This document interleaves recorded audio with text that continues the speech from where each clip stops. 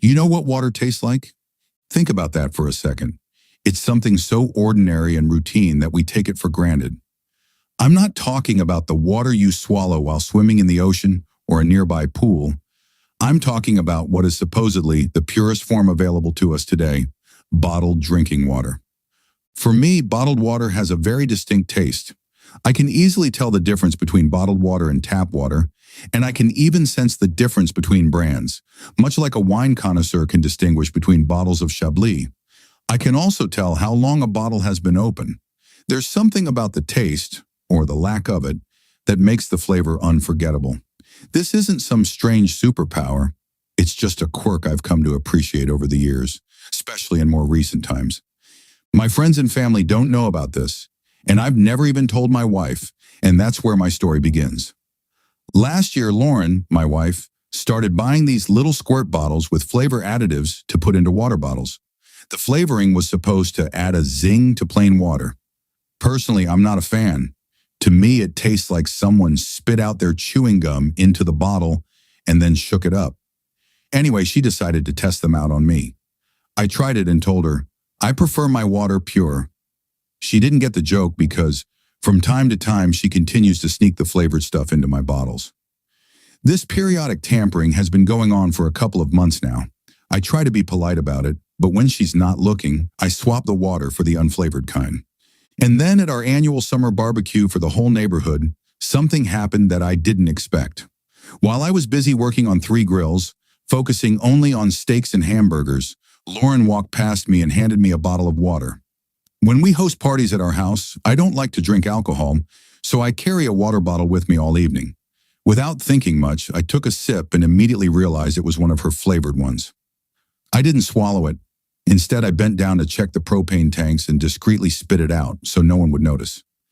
I didn't spit it out because of the blackberry flavor, but because of something else I couldn't identify.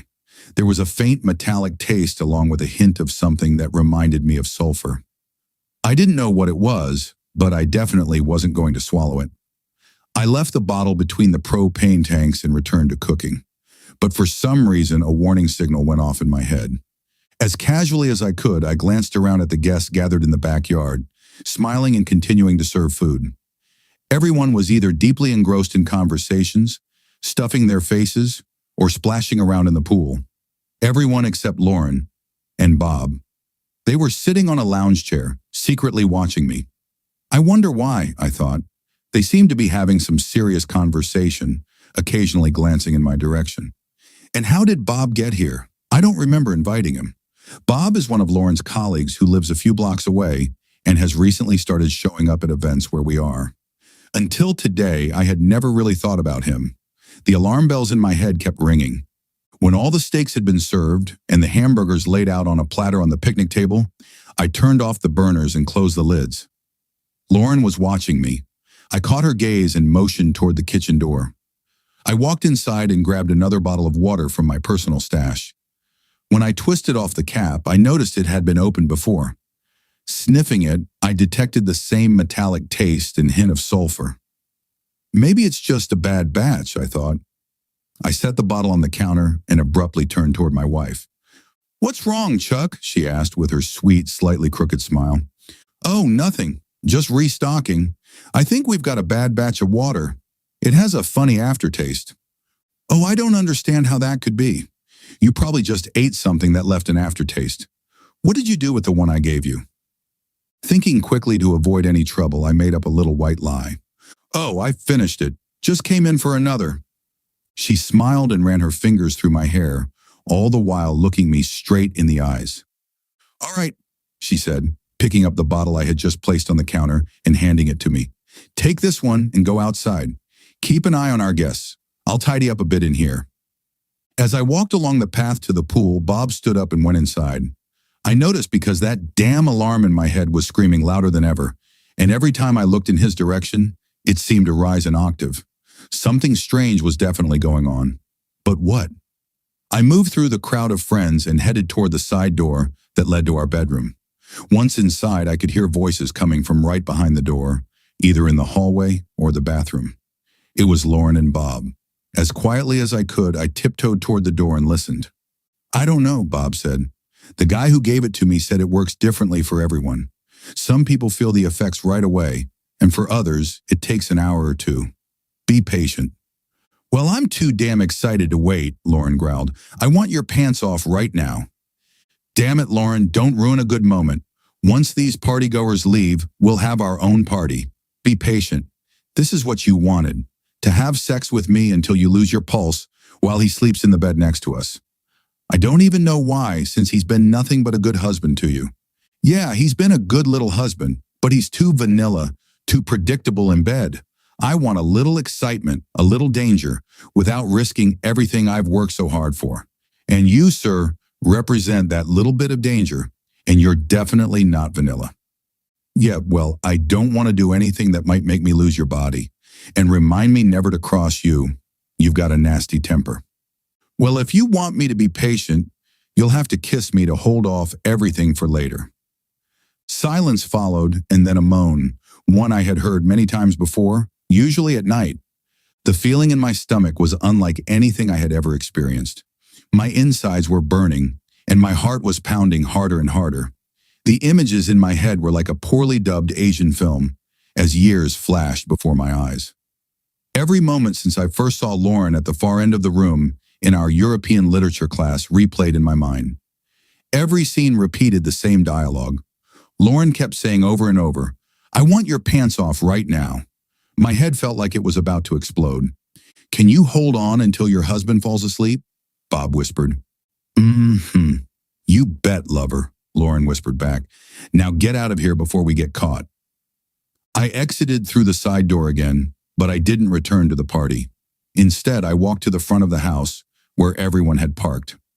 I needed to be alone and think about what I had just heard, so I sat down on the front steps and started reflecting on my life. For some unknown reason, I still had the water bottle with me that I had grabbed from the fridge just a few minutes before my life changed. When I realized what was happening and what had been in the water, I threw it into the yard. I sat there for a long time, and no one bothered me. Memories of the past blended with fear of the future as thought after thought raced through my mind, trying to make sense of recent events. I knew what was happening now, but I needed to understand what would come next. I had to put an end to the games being played at my expense and inflict as much damage as possible on the culprits. One of them was, for now but not for long, my wife. After that, I turned my attention to the water bottle I had thrown on the lawn. An idea began to form, then a smile appeared. It was time to get off my butt and do something. I grabbed the water bottle and headed back to the party. With all the composure I could muster, I found Lauren and said, I need to run out and grab some beer. I'll be back in a few minutes. She placed her hand on my shoulder. Do you think you're okay to drive?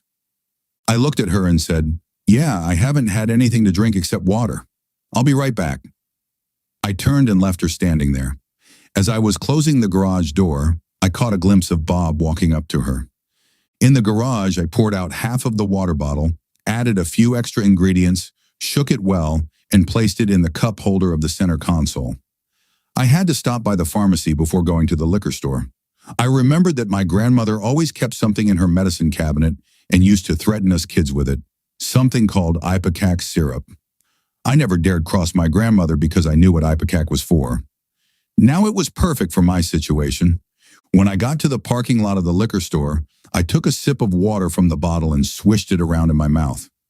Without swallowing, I spat it onto the front seat. Then I grabbed my new purchase, walked to the trash bin next to the building, and drank half of the bottle. I tossed the rest into the dumpster. My stomach churned as I stumbled into the store on very unsteady legs. About halfway to the counter, Mount Vesuvius erupted. Everything I had eaten in the last 24 hours spewed onto their nice, clean floor. I collapsed into a ball, trembling like a leaf in the wind. The vomiting continued as the clerk tried to navigate around the puddles to check if I was still alive. He quickly gave up and called 911 when I started groaning. One of our town's best police officers arrived before the ambulance. I'm sure she thought she'd just find some drunk passed out in the liquor store. But when she saw me and the convulsions shaking my body, she changed her mind. Or at least I imagine she did, lying there. Sir, can you hear me? She shouted into my ear. Aha! Sir, what happened? Did you drink too much? No, just a bottle of water. My wife gave it to me. In the car. And then I vomited in her direction, but luckily she jumped out of the line of fire just in time. I saw the officer take the water bottle from my car while the paramedics loaded me into the ambulance and rushed me to the hospital. Once there, they ran all sorts of blood tests and pumped out what little was left in my stomach. I passed out after they shoved a tube down my throat and into my stomach. Sometime later, the same officer entered my room along with what I assumed was the doctor, and they woke me up. Huh? Where am I? Mr. Barry, I'm Officer Park, and this is Dr. Vodohovitz. Can you answer a few questions for us? Yeah, I think so. Although I'm feeling a bit dizzy. What happened? Sir, you passed out at ABC Liquors. Do you remember being there? Yes, I went to get some beer. How much have you had to drink today? Nothing. When we host barbecues at our house, I don't drink.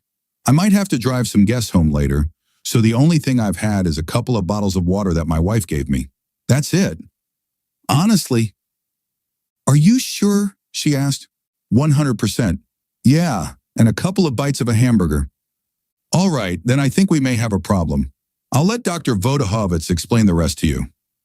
The man in the white coat began to speak. Mr. Barry, the water bottle that the officer took from your car contained a mixture of a sedative called triazolam, strychnine-based rat poison, something you can buy at almost any hardware store, and digitalis purpurea, or the common plant known as foxglove. All three were in doses high enough to cause the seizure you experienced, and if you hadn't been brought here immediately, you likely would have died within a few minutes. We'll need to keep you here for a couple of days to ensure there are no neurological or organ issues related to ingesting such a combination of toxins. Right now, we'll give you IV fluids to flush out whatever is left. We'll know more in a few days, but for now, all you need to do is rest. Let the nurse know if you feel anything strange. I mean, anything at all. And Mr. Barry, I have to say, you're lucky. Thankfully, your body rejected the toxins. Otherwise, we wouldn't be having this conversation right now. Honestly, you're lucky to be alive. In my opinion, the combination of these poisons couldn't have been an accident. Someone went out of their way to do this to you. The room grew eerily quiet. Officer Park excused herself and stepped into the hallway to answer a call on her cell phone. The doctor just patted my hand, smiled, and left. I turned away from the door and smiled too, but my smile turned into a frown when I thought about Lauren. When Officer Park returned, she looked concerned. Mr. Barry, I just spoke with another officer who went to your home to talk to your wife. When he told her what had happened to you, she ran into the backyard and started screaming and yelling at one of your guests, Mr. Robert Michaels. From what the officer told me, they were both accusing each other of spiking your drinking water. Things escalated into a physical fight between the two, so the officers had to restrain them. There was a lot of shouting, screaming, and more accusations that I can't discuss right now. But after they calmed down a bit, both were taken to the station. Your wife and Mr. Michaels will be questioned so we can figure out how they were involved in your situation. Depending on their statements, charges may be filed. The person who did this to you is in serious trouble. They'll be charged with attempted murder. Nothing is more serious than that. Right now, just follow the doctor's orders, rest, and don't worry about anything. I'll leave you my card, and if you have any questions or remember anything helpful, you can call me anytime. Oh, and the water here is safe to drink. At least, that's what I've been told. Good night, sir. I didn't have a good night, but I did feel better. Lauren and Bob were sentenced to 3 to 5 years in state prison for second-degree assault. I asked the district attorney to show leniency because I wasn't seeking revenge, just justice. They took a plea deal when it was offered. Otherwise, the state would have charged them with second-degree attempted murder. With good behavior, they'll probably be out in 2 years on parole. The guy who gave Bob the sedative got 1 year for distributing a controlled substance. He'll have to wear an ankle monitor for that year. Bob's wife filed for divorce after the sentencing. Everyone at the party heard Lauren and Bob screaming accusations at each other about who spiked my water and who seduced whom. News of their affair spread quickly. I'm divorced now, too. The only time I spoke with Lauren was 30 minutes after the sentencing. She apologized about 1,000 times. All I asked her was if this was what she meant by a little excitement, a little danger. I haven't seen her since. I haven't spoken to Bob either. I'm waiting for him to get out of prison before I have a real heart-to-heart with him, or better yet, with a baseball bat. Now, every time I drink water, there's an unpleasant aftertaste in my mouth.